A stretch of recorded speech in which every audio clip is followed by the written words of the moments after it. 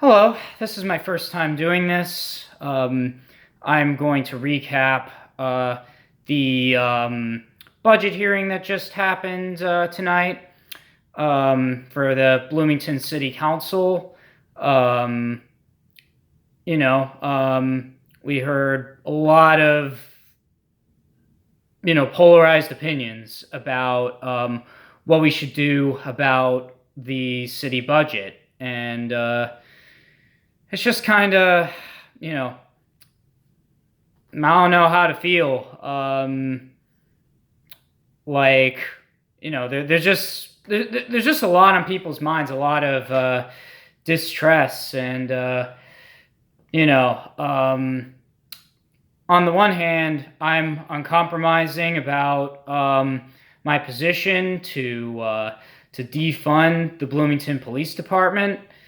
Um, I think it's not just an accountability thing. It's necessary if you really look into what the city needs, which is something I'll get to later in this video. Hopefully, don't really have it scripted, or I don't know quite how I'm going to organize this. I'm just kind of speaking off the head right now. But like I want to get back into just the polarized opinions, and on the one hand, I'm uncompromising about my position to defund BPD, but on the other hand, I totally hear them with them just being overworked with their job, and it's tiring. I totally hear that, and I think we have to figure out a way so that the Bloomington Police Department can do their job without them being tired. And I think there's more than one way to do that. I don't buy that hiring more officers is going to fix that. Going from 100 officers to 160 doesn't, it's not going to suddenly create, less work for them to do. It seems from what they're saying that and from what, the context of what everyone is saying, is that the Bloomington Police Department is assigned too much responsibility. So we have to reallocate what that responsibility is, especially because it seems like they have to do a bunch of social work, and that's kind of beyond their training. So hiring a bunch of extra officers, not really the answer. It doesn't seem feasible with the city budget, because let's look at the city budget in context. In context, we're not even really lowering the dollar amount. Fact check me. I remember looking at DCOF's presentation, and we're not really lowering the amount that the police are getting in funding significantly. When Mayor Hamilton says defund that he's going to defund the police, he's not really doing that. I mean, he's lowering the amount of police officers by 5 and replacing it with a few social workers. But that's, in the grand scheme of things, that's not really defunding them. It's just kind of keeping it the same. And what makes up for, lowering the amount of officers is increasing their pay. Their pay went up. They got their demands met as far as raising their salary, which I don't necessarily oppose that. I think that police should be paid, what they deserve. I don't believe in undercutting workers. I haven't looked into the specifics, so I'm neutral on the position, but I wouldn't be opposed to increasing pay. What we need to do, though, is to kind of get to the point, is to demilitarize in general. And it seems like demilitarizing is a pretty straightforward thing for the city to do, considering that the order of magnitude of military equipment we have is, thousands. It's not millions. So it's not much to ask to, for example, in this, what I should really emphasize is that what should raise suspicion with the police budget is that, guys, they're bringing in gas masks. Why do they need gas masks? Are they planning on spraying tear gas?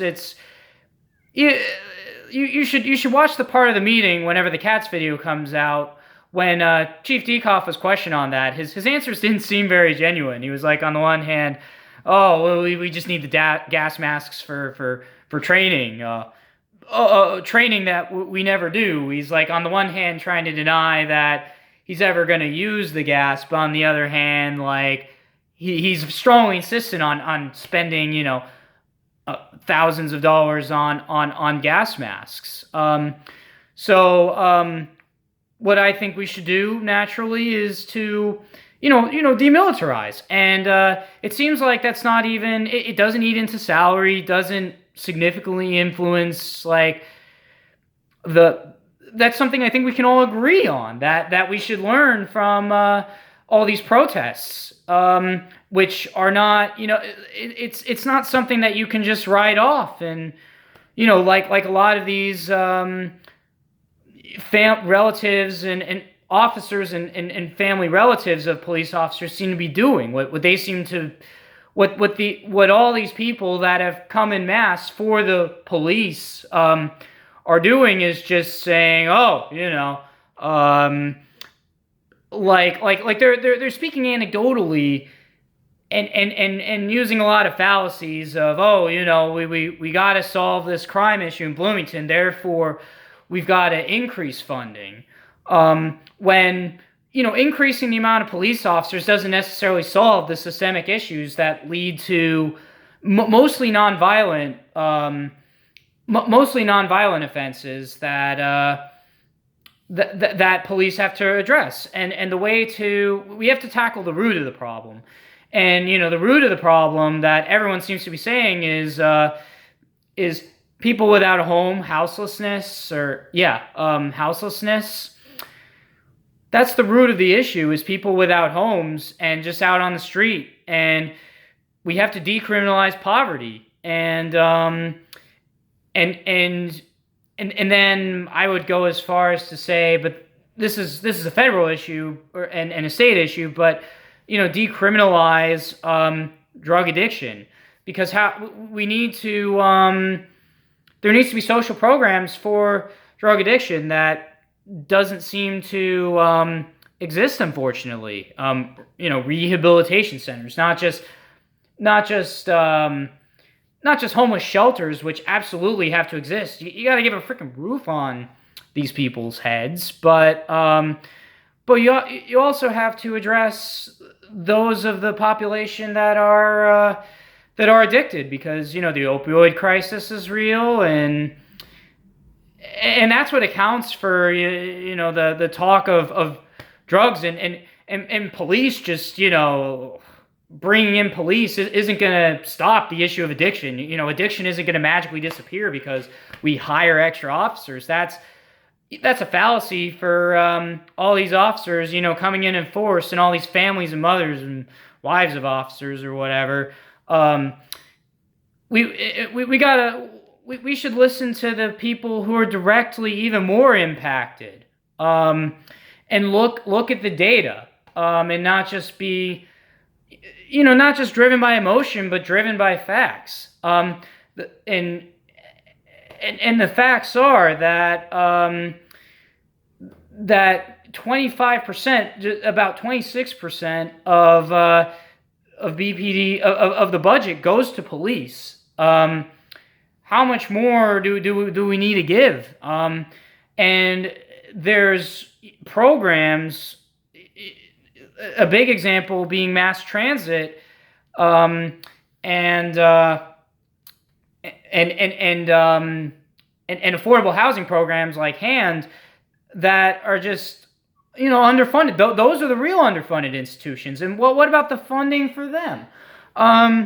So so let's trim the fat out of this police budget. Let's demilitarize BPD, and and keep in mind that there's 8 police officers, the police institutions that work in Bloomington. So it's a little bit disingenuous to act like we're somehow, don't have enough police. We have plenty of police. Let's fit, and there's ways we can coordinate. Like, I know that BPD talks with the county. They should talk with IUPD and IU Health PD and DNR, all these other police institutions. There's plenty of them. They're available, and we need to address mass transit. We need to address affordable housing. And when you address the economy, when you create equity, that's what's going to lower a lot of these these incidents, these crime, and not just like the report, not just the calls about people being without homes, that a lot of which result in incidents basically because people don't have a home, and they need they're camping out illegally or something like that. That happens, and we need to it lowers the crime overall when we help the economy. So when the officers are saying they're tired of addressing all these calls, I hear them. We need to put funding in ways that results in less of those calls, and maybe, just maybe, figure out extremely, think outside the box here. A lot of these calls that go to the police have to go somewhere else, to some kind of social work institution, more equipped, more built to, and more trained to handle the volume. That's what I'm hearing. I'm hearing a lot of the problems that I relate to, even though the police obviously have the wrong solutions, and they haven't done their homework as to how the Bloomington Police Department it's part of the problem with the systemic racism we've seen. Look at the use of force statistics that I'm compiling for my blog, and people of color are also compiling the data and giving you the facts about the use of force, and the citation, which is astronomically biased towards people of color. We have to figure out ways to address that. And it's not going to be addressed through more police. More police isn't going to suddenly lower the crime. If it did, it would have, because we've had, police budgets balloon in Bloomington for the longest time, and crime's going up. So apparently, like the violent crime is going up, which is very nuanced, because it's mostly assaults. That's what the violent crime seems to be, is mostly assaults, and then also also rape. There's a lot of rape incidents that have sort of fluctuated. Check the crime numbers yourself. I'll put somewhere on my blog at some point those numbers that I'm looking at. But yeah, I've said a lot, and I've said my piece, and there's not really much else to say that I've already said, and I hope that that kind of this recap, it that there's something that you get out of it. I'm kind of new to this whole, recording myself in, Kyle Kalinske style independent media. So I hope it's good. I appreciate your feedback. And if there's anything I said that, if there's anything I said that's incorrect, especially factually, because it's important in this, very, very polarized time that I say the factual things, please reach out to me. And yeah, let's let's figure out how. Let's not just get too driven in emotion here, especially on the police side, because I'm sorry, you don't have the answer. And if you're just gonna say, because one of the commenters, I'm not saying that everybody is like that. One of the people on the pro-police side, that I believe is the wife of a police officer, said that, tried to say that the protesters are criminals. They try to imply that, and say, look at Seattle, look at Chicago, but we'll look at the police over there tear gassing everybody, brutally beating up everybody, and just innocent people. Like, have you seen the videos of protesters getting just brutally beaten up? What about the crime by them? There needs to be accountability on their end, and you have to wake up to that. And you can't just say, oh, look at the good things, look at the good things, let's ignore the bad. Look at the good things. You got to look at the bad things too. Be introspective. All sides have to be introspective, including yourself. And because I just said, and sorry, I'm rambling a bit, to reach out to me. I promise to be introspective if you reach out to me about anything I said that's incorrect.